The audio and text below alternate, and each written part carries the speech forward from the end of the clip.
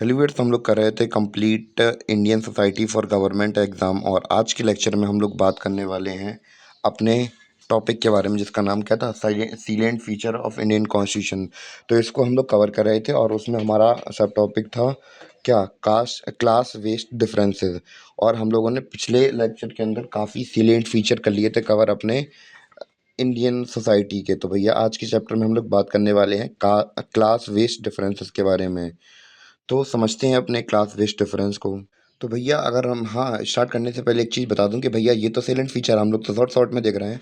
और इस टॉपिक को अगर हम लोग बात करें अपना पूरी तरीके से कवर कहाँ पे करेंगे, कौन से चैप्टर के अंदर करेंगे, तो जब हम लोग इकोनॉमिक एक्सपेक्ट ऑफ पॉवर्टी वगैरह के बारे में देखेंगे तो हम लोग डायरेक्टली या इनडायरेक्टली इस चैप्टर को कंप्लीट पूरा कर ही लेंगे। क्योंकि हम लोग बात करें जो पॉवर्टी होती है इकोनॉमिक्स के बेसिस पे उसे मतलब कैसे डिफाइन होती है, तो जब हम लोग बारह चैप्टर करेंगे तो साथ में इस चैप्टर को भी निपटा लेंगे। तो भैया जैसे कि अगर हम लोग बात करते हैं क्लास बेस्ड डिफरेंस की डेफिनेशन के बारे में। तो जैसे कि हमें पता है कि क्लास का मतलब क्या होता है, क्लास का a group of people in a hierarchy. Hierarchy का मतलब श्रेणी होती है, श्रृंखला होती है, तो ठीक है। तो अगर हम लोग बात करें कि जैसे कि क्लास किस चीज़ की होती है, तो क्या आप लोगों ने जैसे कि क्लास स्कूल में पढ़ते होंगे 10th ए 10th बी, तो आपको पता होगा ना कि आप हायरार्की में थे, छोटे बच्चों से या बड़े बच्चों से। तो केवल और केवल हम लोग इकोनॉमिक पर्सपेक्टिव से क्लास को नहीं देखते हैं। अगर आप लोग सोच रहे होंगे कि हम लोग इकोनॉमिक पर्सपेक्टिव से बताएं, तो भैया जो क्लास का मतलब है, क्लास का एक्चुअली मतलब तो बहुत सारे वर्ड्स में वेरी हो सकता है। क्यों? क्योंकि कास्ट भी तो एक प्रकार की क्लास ही है। पर हम लोग अपने इस चैप्टर के अंदर हम लोग एक्चुअली सही बताऊं तो इकोनॉमिक पर्सपेक्टिव से ही पढ़ने वाले हैं, तो बस उसके ही बेसिस पे हम लोग इसे डिस्टर्बेंस करेंगे। पर अगर हम लोग बात करें क्लास वर्ड की, तो भैया क्लास को हम लोग अलग अलग तरीके से क्लासीफाई कर सकते हैं। जैसे कि क्लास ऑफ स्टूडेंट या फिर कास्ट भी तो एक प्रकार की क्लास ही है, ठीक है। तो पर हम लोग अब बात करें कि अपन लोग क्लास को किस बेसिस पे पढ़ने वाले हैं, taking economy as a basis on the as a basis, ठीक है। हम लोग क्लास को इकोनॉमी का बेसिस बना के चलेंगे और क्या हम लोग समझेंगे कि इंडियन सोसाइटी के अंदर कैसे कैसे उनकी इकोनॉमिक पर्सपेक्टिव से वो कैसे कैसे लोग कैटेगराइज्ड हैं। तो भैया हमारी इंडियन सोसाइटी के अंदर अगर हम लोग देखें तो कितने प्रकार की क्लासेस एक्चुअली एग्जिस्ट करती हैं इकोनॉमिक बेसिस पर। Lower class, lower middle class, middle middle class, middle middle class, upper middle class, high high class, rich class. तो अब समझते हैं सबको। लोअर क्लास तो भैया आपको पता ही है, जो कि अब जिनके पास कुछ करने के लिए नहीं है, बहुत ज़्यादा गरीब हैं। लोअर मिडिल क्लास भैया जो हैं ऐसे लोग होते हैं जिनके घर में मान चलिए एक व्यक्ति सरकारी नौकरी वाला है और बाकी सब चल रहे हैं। बाकी उनके भाई, पापा, मम्मी, मौसी ऐसे मतलब ऐसे पूरा खानदान पूरा चल रहा है एक आदमी की सैलरी की बेसिस पे। बाकी सब छोटा-मोटा ही काम करते हैं। तीसरा होता है भैया middle middle class. Middle middle class आप सोच रहे होंगे ये कौन सा क्लास आ गया? तो भैया यहाँ पे मान चलिए कि आपकी एक न्यूक्लियर फैमिली है और यहाँ पे हम लोग बात करें कि फीमेल और मेल यानी कि मम्मी पापा दोनों पैसे कमा रहे हैं, बस बच्चा एंजॉय कर रहा है। तो ये होती है मिडिल मिडिल क्लास। अब अपर मिडिल क्लास क्या होती है? तो भैया जिनके पेरेंट्स भैया काफ़ी अच्छे पढ़े लिखे एजुकेटेड होते हैं और उनके बच्चे भी अब बहुत अच्छी डिग्री कर ली, जैसे आईआईटी क्लियर कर लिया या फिर बहुत बड़ी एसेट्स गेन कर ली उन्होंने।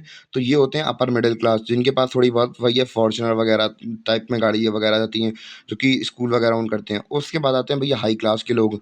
अब भैया इनके नाम पे होती हैं एक दो कंपनियाँ होती हैं, बड़े बड़े कॉलेजेस चल रहे होते हैं, तो मतलब एक तरीके से काफ़ी अच्छी वेल्थ इन लोगों ने गेन करके रखी होती है। और भैया रिच क्लासेस तो फिर आपको पता ही है, अंबानी साहब अपने, टाटा हुए, अडानी हुए, तो ये सब क्या हैं, बहुत ज़्यादा रिच क्लास हैं, जिनका असर हम लोग सोसाइटी के अंदर इतना ज़्यादा देखते हैं कि अगर वो लोग चाहें तो भैया एक दिन के अंदर पूरी देश की काया पलट कर सकते हैं। यानी कि अगर इनके हाथ में एक्चुअल बेसिस पे डिसीजन मेकिंग की पावर है, अगर वो लोग चाहें तो। कि अगर वो चाहें तो भैया कोई मैगज़ीन, न्यूज़पेपर या फिर न्यूज़ चैनल सब कुछ खरीदना चाहें तो सब कुछ कर सकते हैं वो। ऐसा कुछ नहीं है वो नहीं खरीद सकते। यानी कि काफ़ी इन्फ्लुएंस है किसका, रिच क्लास का। इतना क्लियर हुआ?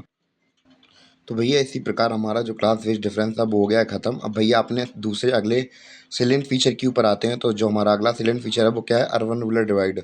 तो भैया अगर हम लोग अर्बन रूरल डिवाइड की बात करें तो भैया अर्बन रूरल डिवाइड के अंदर हम लोग पढ़ेंगे कि क्या क्या डिफरेंसेस हैं जो कि इन लोगों को लिमिट करते हैं। वैसे एक तो अर्बनाइजेशन के पर्सपेक्टिव से देखते हैं कि कैसे कैसे अर्बनाइजेशन बढ़ रही है, रूरल से गाँव की तरफ, गाँव से लोग माइग्रेट होकर शहरों में आ रहे हैं, ये सब देखते हैं। पॉपुलेशन की बेसिस पे भी देखते हैं। तो 2011 के सेंसस के हिसाब से जो रूरल पॉपुलेशन थी वो 68.8% थी और जो अर्बन पॉपुलेशन थी वो इतनी थी, ठीक है।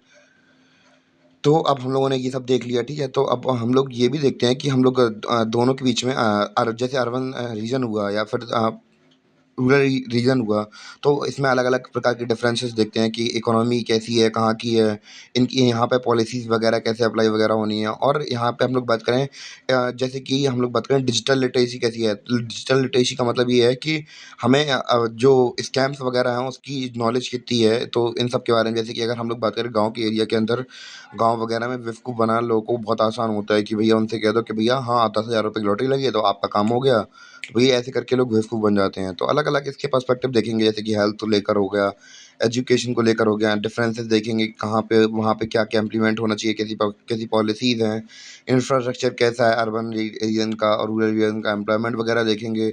और टेक्नोलॉजी यूज़ेज़ देखेंगे, कैसी-कैसी टेक्नोलॉजी यूज़ की जाती है, कैसे-कैसे और डेवलप किया जा सकता है। ये सारे पर्सपेक्टिव से हम लोग देखेंगे, इसको रूरल अर्बन डिवाइड को भी समझ लेंगे। और एक चीज़ हाँ, कि भैया और भी बहुत सारे पर्सपेक्टिव से और भी अलग-अलग डायमेंशन से इस चैप्टर को हम लोग पढ़ेंगे। तो जैसे कि हम लोगों ने पहले ही कहा था कि भैया इसको जितने भी हम लोग सैलेंट फीचर पढ़ा रहे हैं, तो भैया इनके सबके सिलेबस के साथ अपना सबके सब जितने भी सैलेंट फीचर हैं वो सबके सब कवर होंगे।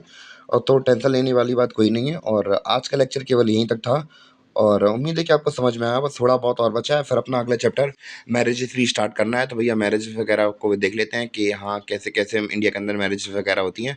अपना अगला साइलेंट फीचर तो मैरिज होने वाला है, तो उसको अगले लेक्चर में हम लोग कंप्लीट कर लेंगे। और तब तक के लिए बाय, सी यू।